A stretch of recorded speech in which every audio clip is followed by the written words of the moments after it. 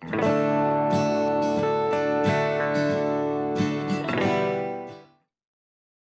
afternoon, ladies and gentlemen. We welcome you to another round of webinar on declaration and legal requirement under the legal metrology law.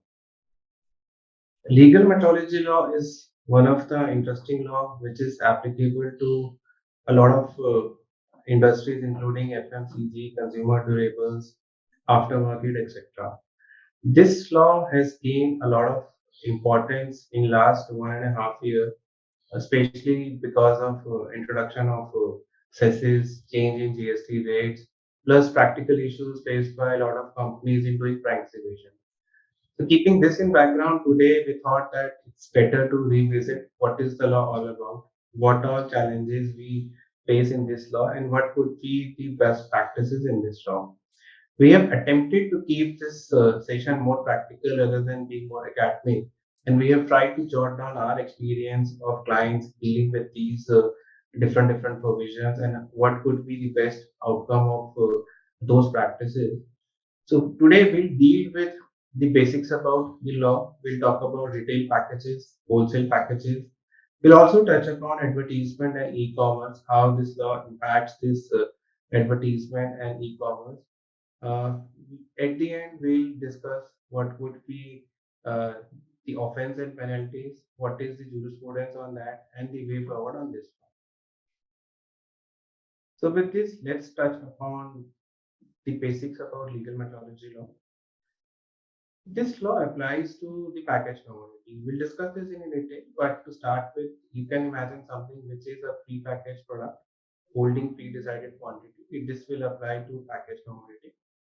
This also applies to the advertisements of this packaged commodity and e-commerce website in case these products are being sold via e-commerce mode. Who are responsible to do compliance of this law? Manufacturer and packer. Who is manufacturing the product? He is the person responsible for this law. Person who is importing the goods in retail form, he is also responsible. Seller, including distributors, those are responsible.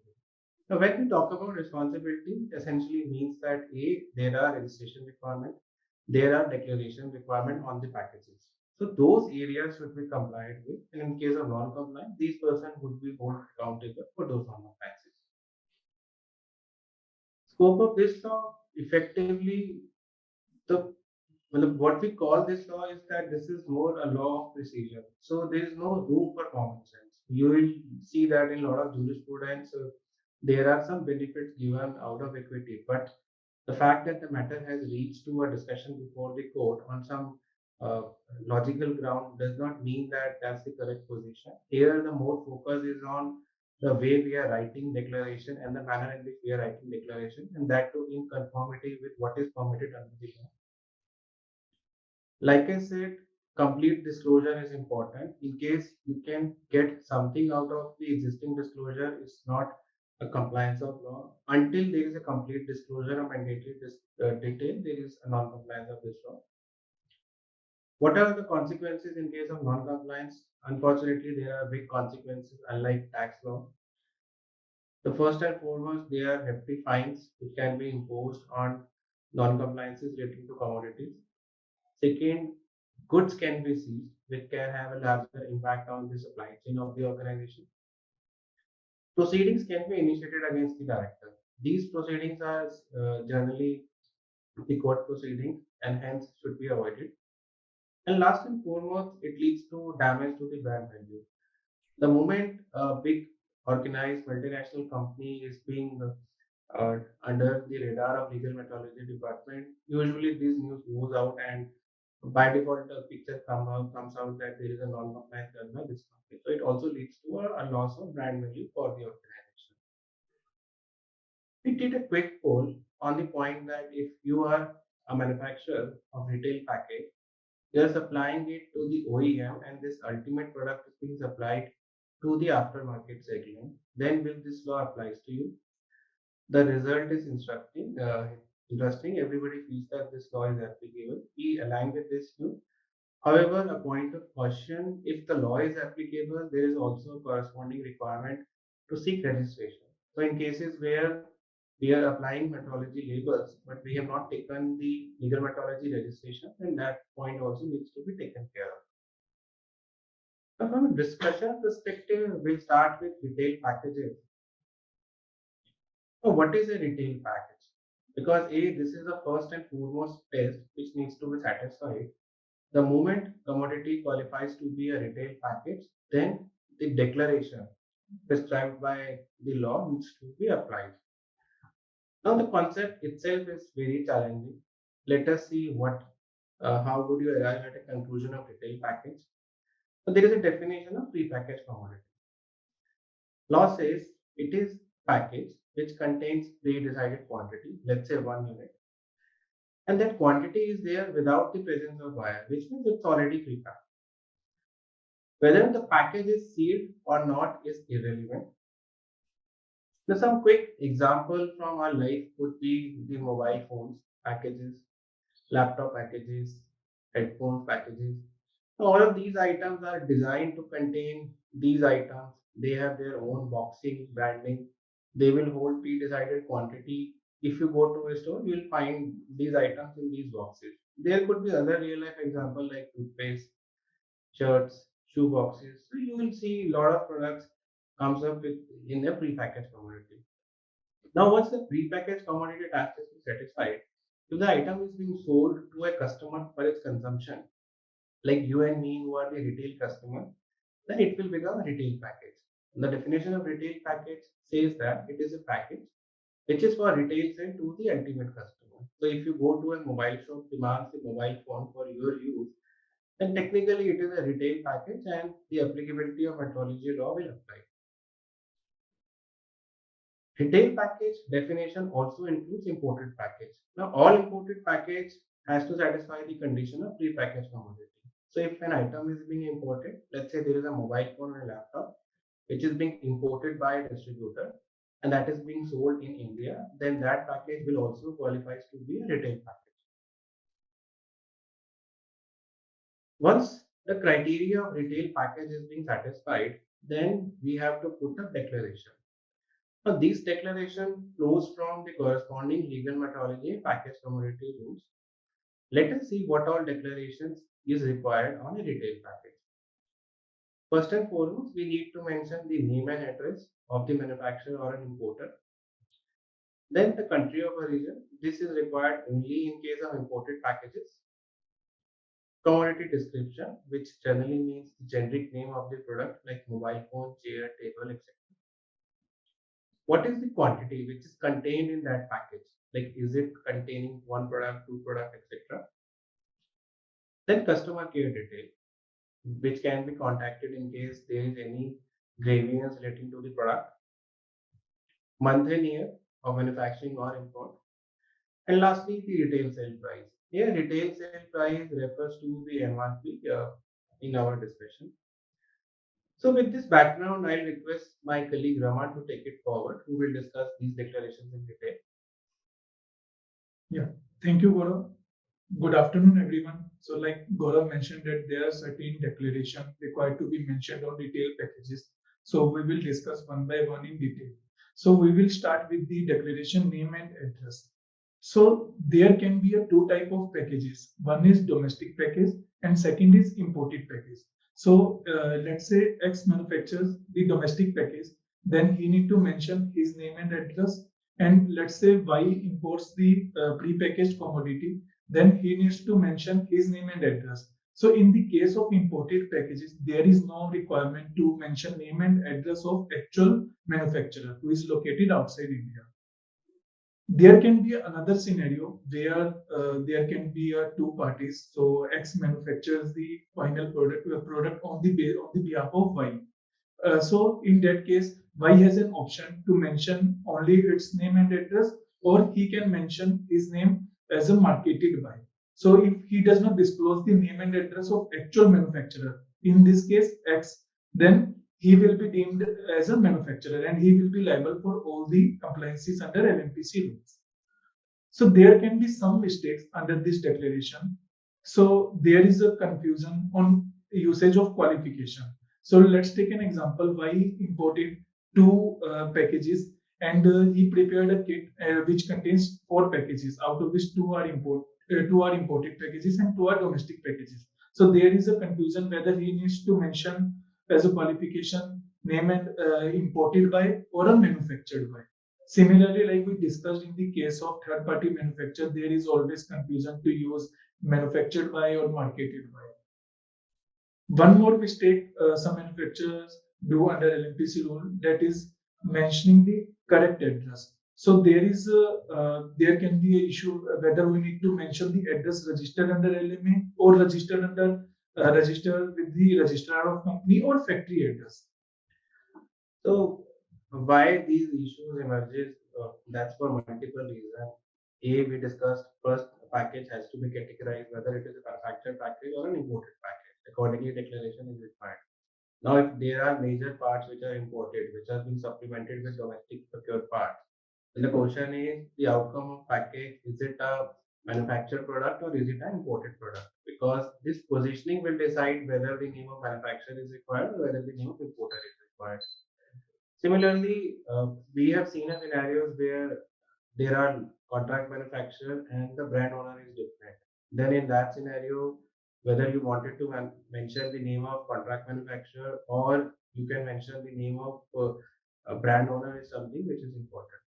On address part, a lot of time it is being observed that people are complying with the legal methodology law. They are fixing the labels, but sometimes they forget to take registration because these labels can be printed in your own warehouses and factories.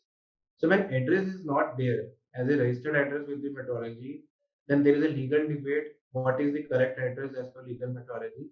This answer actually will decide whether you have written the correct address on your labels or not. So you can mention any address on the package provided it should be registered under legal methodology. And if you have not taken any registration under LMPC rules, then you can mention factory address where it is manufactured. Now we come to next declaration, that is a country of origin. So this declaration will apply only to in the case of imported packages. So let's say Y imported a package from the China. So he needs to mention the name of country as a country of origin on the packaged commodity. But there can be multiple errors in writing the same simple requirement. That is, some manufacturers, some importers do not mention the country of origin, so they have to mention. Some uses abbreviation like PRC, People's Republic of China. So they use abbreviation. And like we discussed that in the case of kit, there can be a 2 imported product, 2 domestic product. So whether we need to mention country of origin for imported product or do we need to mention or not? So we should mention country of origin in all the cases of imported packages, and we should use full form like People's Republic of China. We should not use abbreviation. And in the case of kit, it will depend upon whether that kit would qualify as a manufacturer or not. So this will depend face to face basis. Now we come to next declaration, that is a commodity description. So LMPC rules require that a common or generic name should be there on all the packages. And if a package contains more than one products, then there should be a description of all the parts or products contained in that package. There can be some mistakes under this declaration, like some manufacturers uses the trade name. So like in the case of instrumental cluster, so they use just IMCL. So this in the trade it can be well recognized, but we should use common generic name, that is an instrumental cluster. Second, sometimes what happens, automotive component manufacturer the parts and they write like a piston for a Bajaj Pulsar. So they use the brand name of other company without any giving a declaration, and it can lead to IPR infringement. Second, in some cases, it might be possible that any additional details are also required to be printed on the package in addition to a generic name.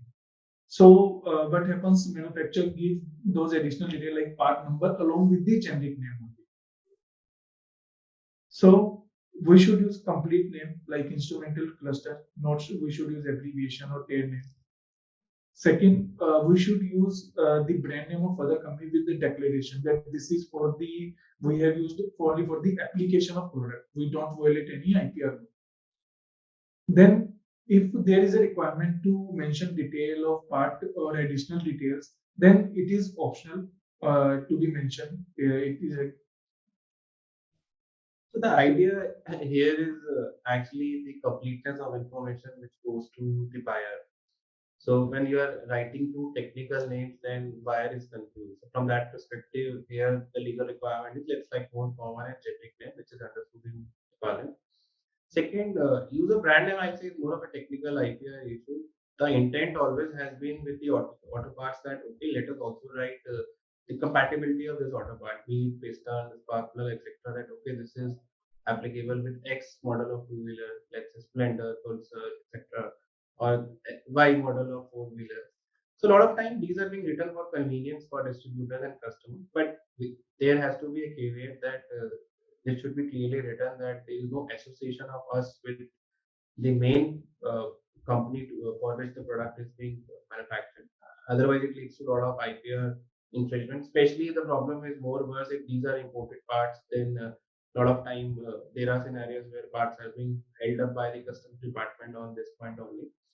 And additional detail, like we know that okay, there is a limit to which methodology will guide to what extent you will write declaration. But again, from a common perspective, a person is interested to get few additional information. Like if it is about shoes, so the person is interested to know more about the colors of those shoes in a box.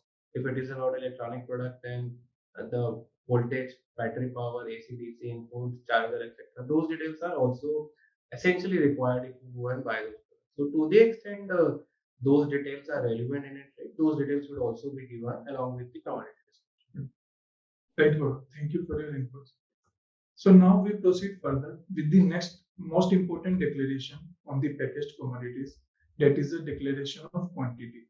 So manufacturer should declare the quantity in a manner which give adequate and accurate information. So which products are sold by number? So there should be a quantity 1N or 1U.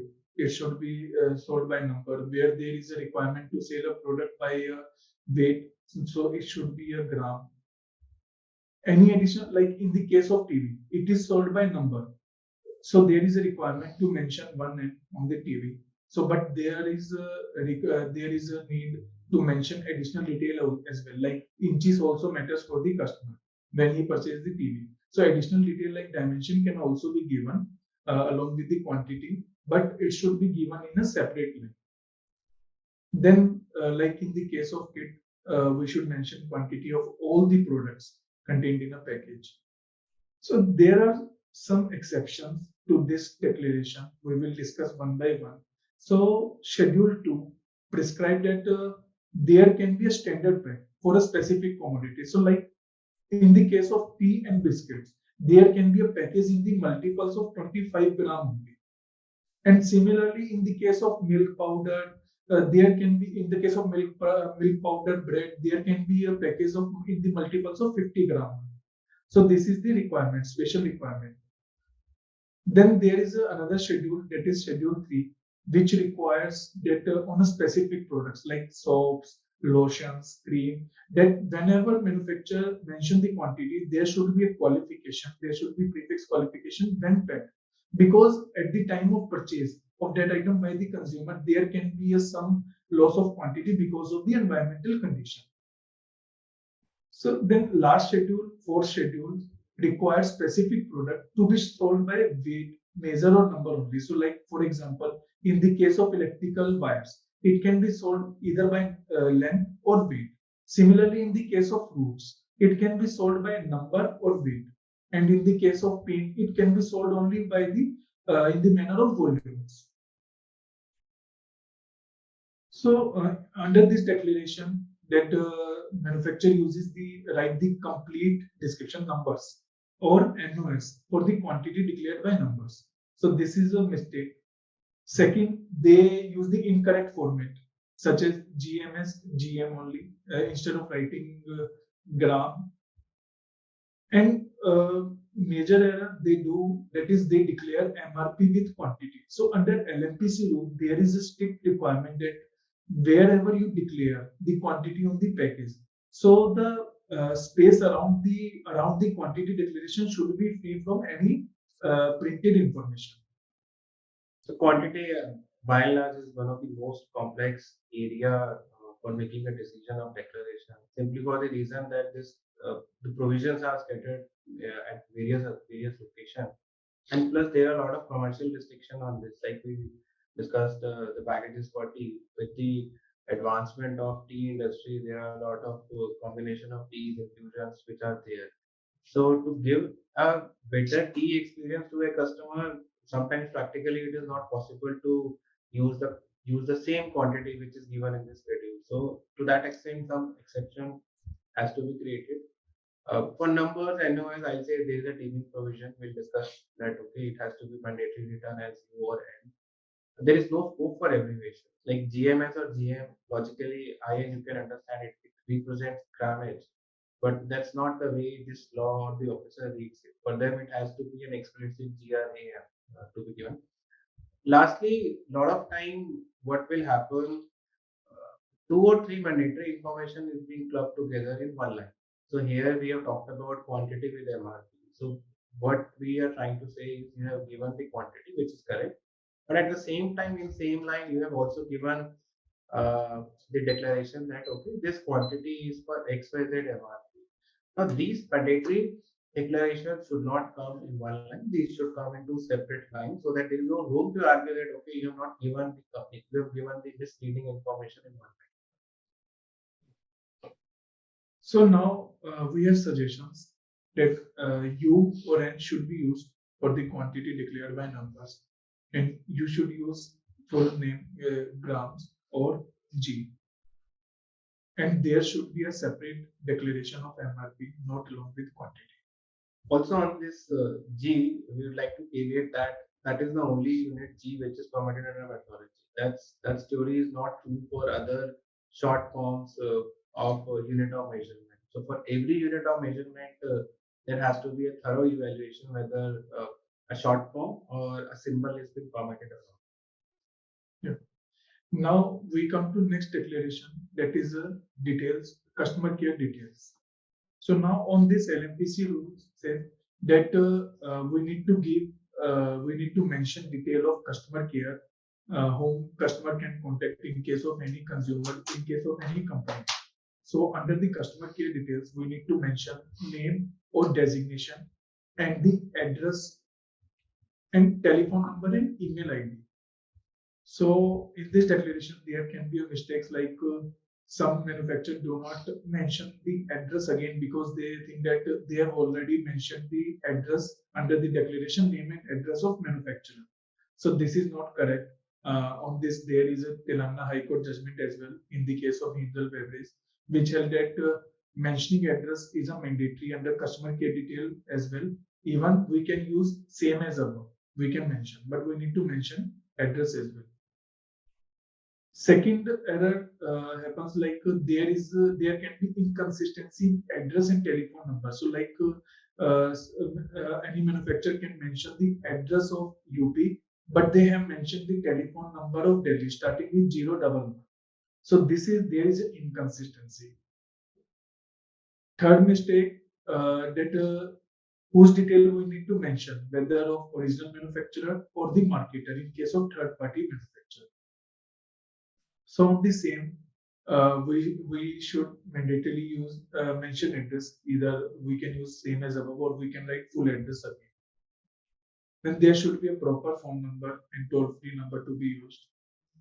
Then we need to mention detail of that person who hold himself out to be a manufacturer.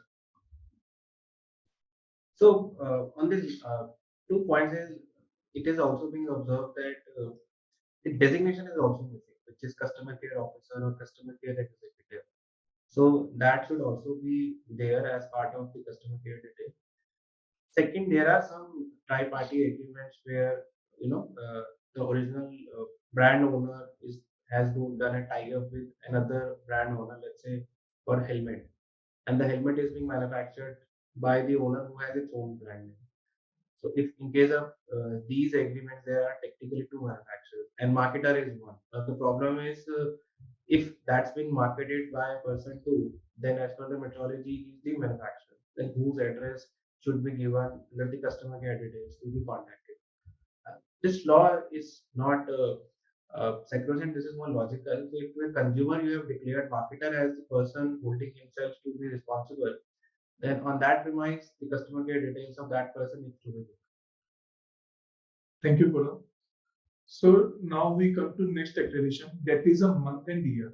So like we discussed that there can be two packages, domestic manufactured package or imported package. So in the case of domestic package, we need to mention either month and year of manufacture, or we can write manufactured month and year. Similarly, in the case of imported packages, we need to mention month and year of import. So under this declaration, sometimes we see that short form is used, like instead of writing January complete, manufacturer uses the write the Jan. Second, they mention the qualification manufactured month and year, and against it they write second, for example, 2nd October 2021. So this is against the qualification. So like they have used the qualification month and year, but they have written date in actual. So they should return either date of manufacture, or if they have written month and year, manufactured month and years, so there should be a October 2021. Then we are suggesting that we should use full form only. Then proper qualification to be used. So one quick note on this, again, in mistakes, if you ask me, everything is logical. But that is the point we wanted to make. Logic has no room in metrology. Jan usually represents January, but this is not the way you will write. It is a non-compliance. Similarly, if you are writing month and year as a qualification, then it has to be precise month and year, no dates. But what we have seen is the qualification is month and year, and then there is a date, month and year, again, which is a misdeclaration. Even these finance points can be picked up by the metrology to issue a notice of non-compliance. So now we come to last declaration required on retail package. That is a retail sale price. So LNPC rules prescribe the following methods to use for writing MRP. So we can use any of the above format. And we need to keep in mind the applicability of numeration rules. We can use either Indian terminology, that is a comma, that is a space after 2 digits, and we can adopt English terminology, that is a space after 3 digits. So under this declaration, there are some mistakes like some manufacturers don't use prescribed format. Second, they use the special characters like comma, hyphen between the after 2 or 3 digits. So there should not be any special character after 2 or 3 digits. There should be a single space after 2 or 3 digits. So suggestion, the format prescribed should be used. Numeration rule to be kept in mind. Now again, I'll just make one point. Based on our experience, I've only seen the website of Reebok, which is in compliance with this numeration rule. If you go to the other website, then they may or may not be in compliance with this. And in a lot of websites, we'll find usage of commas.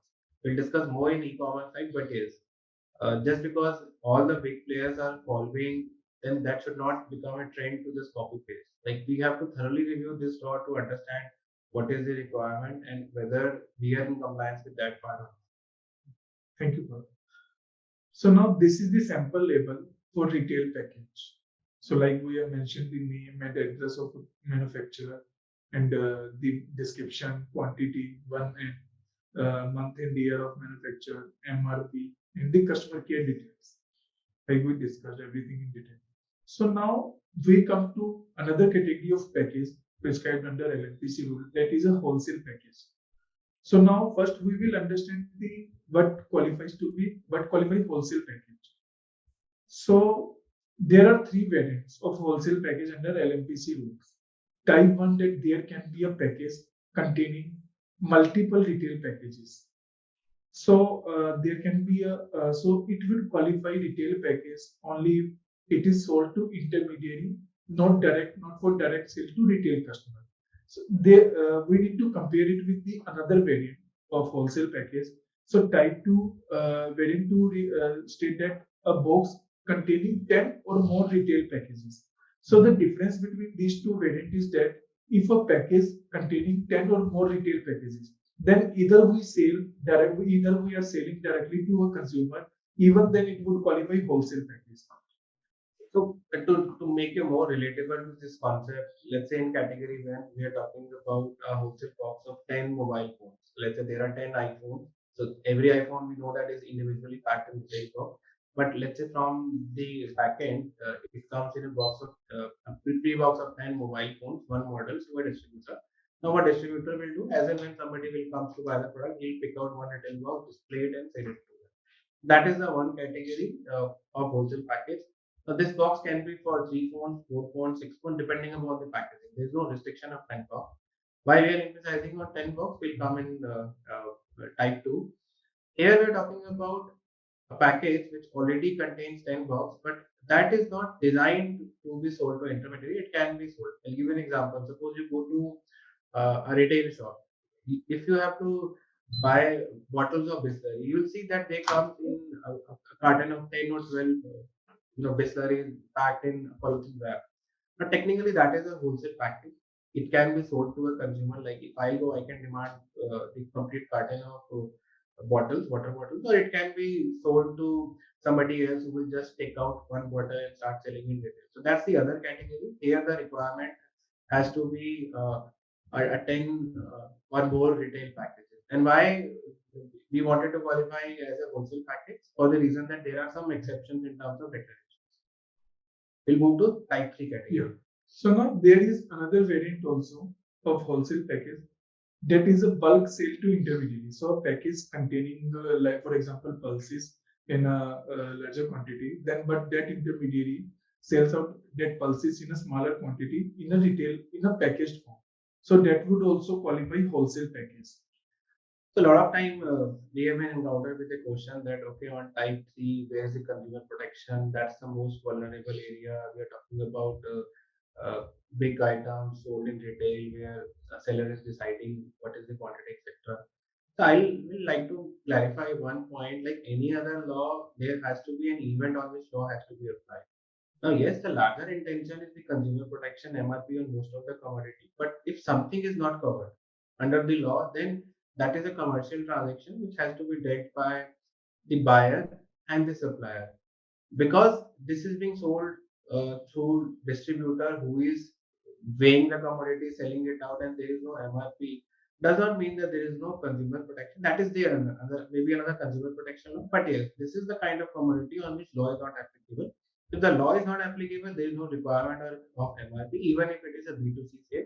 Customer has to apply its own rationale to do a trade with the supplier in type 3 categories of transactions. Right. So now we come to declaration required on wholesale package. So there is a requirement under LMPC rule to declare only three declarations. That is a name and address, commodity description, and quantity. And like we discussed these declaration in detail under retail package category. So all the provision for retail package would apply on wholesale package. Second, we can also mention on the wholesale package, we can print wholesale package. That would also give an added advantage to the manufacturer to get it differentiated with the retail package. And interesting to note that wholesale package do not require MRP. Yeah, right. That's one thing which is always interesting in the declarations of wholesale package. So now this is the sample label. So like you can see that name and address, commodity description, and quantity only. I just share one practical insight on this, Raman. A lot of time, even on wholesale package, there are MRPs and additional details given which are there for retail packages. So see, legally those are not required. If somebody wishes to choose to write those information, even that is permitted, that is not restricted. The only caveat is then the rules of retail package has to be followed. For example, even for wholesale box, we discussed mobile chargers, 12 units. If you wanted to put up a price of 12 chargers, then the rules of numeration, the method of writing MRP, the rules which are relevant for retail packages, those needs to be followed even for wholesale packages. Similarly, if you wishes to give customer your detail as well, you can go ahead do it. But again, the rules of retail packaging needs to be borrowed for these kind of scenarios. Right. All the detail can be given on a wholesale package also, but the all the rules shall also apply on the declaration. But the mandatory declaration are only name and address, commodity description, and quantity only. Now we come to third category of package, that is a transportation package. So transportation package is mainly used for the safety during transportation. So there is no intention to for package. This is just for the movement, for the transportation of a wholesale package or retail package. So under LMPC rule, there is no requirement to declare any detail on the transportation box. So on the same, manufacturer can do one thing. They can mention transport box on that box to avoid a dispute with the whether it would qualify wholesale package or not. Because in the past there are various judgment where are various cases where the department issue a notice on the manufacturer that it was a wholesale package and you had to mention all three declaration required on wholesale package. So for the safety purpose, we can mention transport box to avoid dispute in future. Now we have discussed in detail the declaration required on retail package, wholesale package, and transportation package. Now we will discuss about the exemptions. So there are 4 exemptions. So if we sell any product, packaged commodity to industrial or institutional consumer, so we don't require to mention any detail. So like for example, if we sell a packaged commodity to a factory, which will be used for the further manufacture. So this is not for a sale to ultimate consumer in that form only. So that's why there is no requirement to mention any declaration on that package. Provided we can to differentiate it with the retail package, we can manufacturer can mention on that package for industrial purpose or institutional use. Similarly, for the in the case of packages which are meant for export, there is no requirement to mention any declaration. This is interesting exemption. So this exemption says that there is no requirement to declare any declaration on the package weighing more than 25 kg. So here it is important that like we discussed, for example, TV refrigerator may weigh more than 25 kg. So in reading this exemption, we can say that there is no requirement to declare any declaration on that refrigerator. But here it is important to note that this exemption would be applicable only to those packages which are sold by weight or volume only. So if any product is sold by a number, like in this example refrigerator, even that weigh more than 25 kg, even then exemption would not be available. Then that manufacturer or refrigerator should mention all the declaration. Last exemption is that there are specific exemption like fast food packaged commodity, like so we ordered Domino's pizza, so it comes in a packaged form. So there is exemption. Second, the commodity weighing less than 10 gram or 10 millimeter, like in the case of shampoo, in the case of other products weighing less than 10 gram. So there is no requirement to declare any declarations. Now we come to compliances which need to be undertaken under the LMPC rules. So there is a requirement of registration. So beside the fulfilling all the declaration, mentioning all the declaration in a strict manner, in a given manner, there is also requirement of taking registration, separate registration under LMPC rule. Manufacturer can take central registration or a state-wise registration. And important to note that importer also needs to take registration. I'll also emphasize, even if you are selling it to industrial or institutional consumer, there is an exemption via which you are not supposed to write the declaration, but you are still required to mention the declaration not for retail sale, and you are still covered under the legal methodology rules. Because you are covered under the legal methodology rules, even the person selling retail packages to industrial institutional consumer, they are also required to seek registration. This is important compliance that any company can nominate any of the director to avoid penalty on all the directors, because under the LMPC rule, if there is a minor non-compliance, there shall be a liability on all the directors for that non-compliance. So to safeguard all the directors, company can nominate one of the director After nomination, only that director will be held responsible for all the non-compliances under LMPC. Then this is important compliance that all the declarations should be at one place. It is not like that you can mention name and address on the one side of package and then you can mention month and year of manufacture on the other side of package. It is not like that. All the declaration should come at one place and in a proper manner, like we discussed. I understand you are referring to principal Yes. So last compliance is that timing of fixation of MRP level. So this is important. So like we are discussing about retail packages. So someone can understand that we need to fix label of the package when we ultimately sell to consumer. But this is not like so. We need to affix the label on package when such a package gets removed from the factory. And in the case of imported package, when it is removed from the port, so there should be a label on that package. So it is not like that it should be a label at the time of final sale to ultimate customer. So now I would request Gaurav to take this session forward. So thank you, Raman. So we'll quickly cover the other two section of this presentation. Advertisement and e-commerce. In case of advertisement, on a macro level basis, generally there are two kinds of issues. The first issue is non-usage of standard units, like if the law is demanding measurement of engine horsepower in watt, then if in any advertisement you have used the unit of measurement as horsepower to give reference to engine horsepower, then that's technically a non-compliant thing. This matter has reached to the Kerala High Court, where they have given a favorable ruling on the basis of equity. The point of caution is generally it's not permitted to use non-standard units of measurements for the product. That's one kind of issue which comes up in advertisement. Second, Section 18(2) of Metrology Act requires that wherever MRP is being declared, that MRP has to come with the quantity, which means that okay, if I am saying MRP rupees 1100, there's no. It is logical that I am talking about price for one product, but that's not the way law look at it. It says that we have to clearly write that this rupees 1100 is for one unit of the product. So generally, we have seen that there is a price, but for what unit this is the price is something which is missing in the advertisement, and that becomes the ground to issue the notice.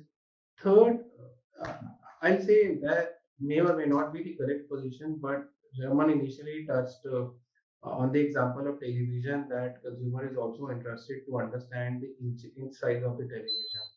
Now, in case of few products like television, generally it's being understood based on inches.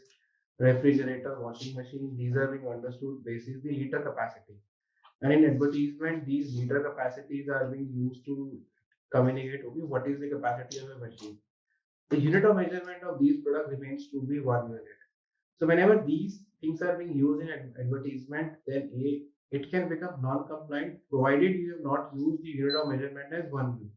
If we have used the unit of measurement in the advertisement, plus over and above you talked about the liter capacity of these products, then these are compliant. We are only talking about product specification, not the units of measurement. That's one question which needs to be taken when we are putting a product advertisement. E-commerce, they have in last 2.5 years they have brought this section under the ambit of legal metrology. It has a very wide coverage. It covers third-party e-commerce website like Amazon, Flipkart, Myntra. It also covers your own website. So any platform from where you are permitting placement of an order is covered under the e-commerce category. Here, all the declaration needs to be given. The only exception is the month and year of the product, which actually makes it more cumbersome because all the declaration again has to be repeated. Most importantly, the compliance has to be as per the law. Again, so there is no deviation of writing MRP without quantities, etc. So those compliances also needs to be given.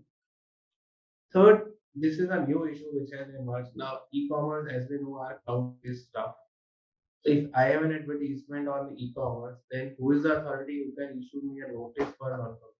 Can all the states in India issue me a notice for non-compliance, or the state where my product will be sold is something which has to be tested? And I think that has just started picking up on the e-commerce platform. That just methodology officer will go to the any website, see the label, and then serve you a notice whether or not you have done any transaction in that state or not. So that's the upcoming issue in e-commerce model. We'll now move to the offense and penalties. Before that, we ran a quick poll on the point that can multiple notices be issued, but different states on a default. Let's say in you run a batch of products and there was some default on the MRP part, and this package is out in market, and in one of the state you got this matter compounded. So the question is, can second state also issue you notice on that? As per the poll, the answer is no. I'll say it's a gray area. There is no right or wrong answer. The only thing on this point is one Karnataka High Court judgment in case of Ramdev Agencies. Here, it was a case of distributor who accidentally missed putting MRP on a sale to the customer. He got it compounded because there were other products as well. So on a second sale to another customer, department raised this point and High Court held that no, once the matter has been compounded, then that offense is over, which means the offense of fixing non-fixation of MRP is over. You can't ask this person to start paying fine again and again each sale. If it stretches logic to different state, then yes, this theory would hold true. But this is something which has to be wait and watch. Not a clear-cut case of no in this scenario. Let us understand what is the penal action on the case of non-compliance term. A, if we are selling a commodity which is not in compliance with the methodology rules, then for first offense, there is a fine of rupees 25,000. For second offense, a fine of 50,000 can be imposed. And in case of subsequent offense, a fine between 50 to 1 lakh rupees or imprisonment of 1 year or both can be imposed. That's the severity of this thing. In case of non-compliance, apart from the this fine stuff, notices will also be served to the directors. If you have not nominated any director in the methodology, then whosoever is the director on record, all of them would be served with notices. Now there are few judgments, favorable judgments, like in case of TVS Motor, where Bombay High Court held that just because there is a non-compliance, all directors should not be made liable. You have to prove it. I'll say that's more on the equity part to deal with it, but in reality, the notices are being served to all the directors. Then there are options to compound the offense. In case of compounding, typically what we have seen, usually the issue picks up by the department picks up the issues at a distributor level. They'll go review the inventory, their disclosures, and feel that there is a non-compliance. They'll serve a notice to distributor and to the manufacturer.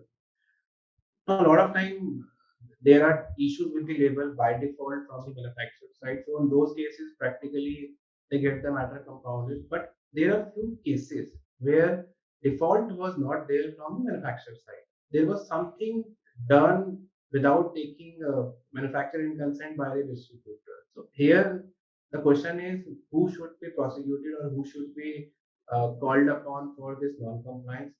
There are few jurisprudence on this part, like in case of Asian Paint, High Court held that if distributor has violated the label without your consent of the OE, then it is the responsibility of distributor, not the main company. Similarly, in another case of Kedan Electrical, Bombay High Court said that if distributor picks a revised MRP sticker at his location, where you are not a party to this transaction, then legal proceedings cannot be initiated against the company. So that's another area which needs to be looked upon when we agree for a compounding on this area. As per the compounding provision, compounding for same offense or similar offense cannot be done in a period of 3 years, which means if you erred on MRP part and if same issue happened within the next 3 years, then the option for compounding goes on toss. So that's on the offense and penal side. One last question we ran on the simplicity of this law. As expected, 91% of the participants feels that there is a dire need to simplify this law both on the declaration part and on the legal consequences part. We'll now move to the last part of our presentation. What should be the way forward given the present scenario of the law? First and foremost, we should clearly assess the applicability. We still came across cases where product sold is a retail package, but there are no MRP disclosures on the product. That needs to be thoroughly evaluated. Second, even the existing declarations are not sufficient, so there is a food for thought to go back, revisit the declaration, and these revisits should happen based on the provisions of law, not with the comparative analysis of labels available in the market. Third, there has to be a periodic health check to ensure that things are in compliance. A lot of time in our experience, there is a big gap between the label designed at an office and label which goes out in the market. And these things can only be checked and evaluated unless you do a warehouse review or labels review. And lastly, registration is also one gray area which is often being missed. So there are various scenarios in which we are affixing labels, but we may not have taken the registration. So that is another area which we looked upon. So with this, we would like to end up this webinar. Thank you for joining us and being part of the Nitya's webinars and wish you a good day. Let's connect in our next webinar. Thank you. Bye-bye.